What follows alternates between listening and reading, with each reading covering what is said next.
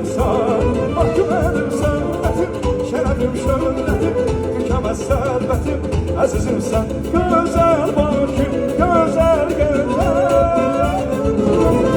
Ağaçlar ilə yuvamalar gedər, ağaçlar ilə yuvamalar gedər, qız sevən olan analar gedər.